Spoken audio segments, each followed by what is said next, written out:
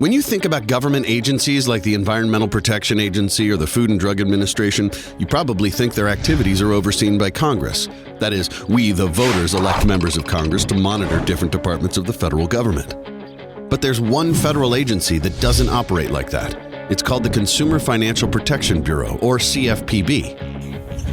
Created by the Dodd-Frank financial law in 2010, the CFPB claims to hold banks and lenders accountable and protect Americans from predatory lending practices, keeping the borrowing process fair. It sounds reasonable, but the law gave them too much power.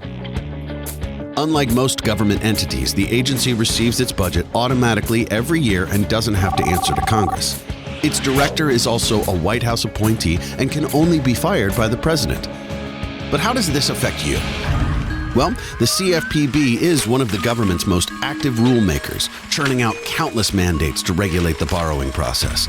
It targets numerous financial services, including mortgages, credit cards, car loans, or short-term loans. The agency is especially focused on punishing American banks and piling on thousands of regulations that cost billions of dollars in compliance. And since the CFPB doesn't have anyone to answer to, it can levy fines and penalties onto whomever they want.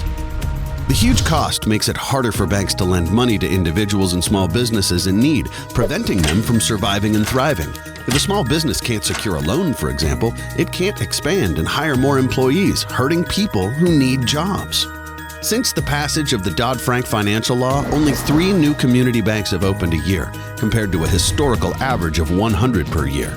On top of that, over 1,200 U.S. banks have gone out of business since 2010. This leaves individuals and small businesses with fewer options. Keep that in mind the next time you need a loan. It might be the CFPB holding you back. For more information about government regulations, visit informationstation.org. Want information on how government regulations affect your pocketbook? Then download the Information Station app, available on iPhone and Android.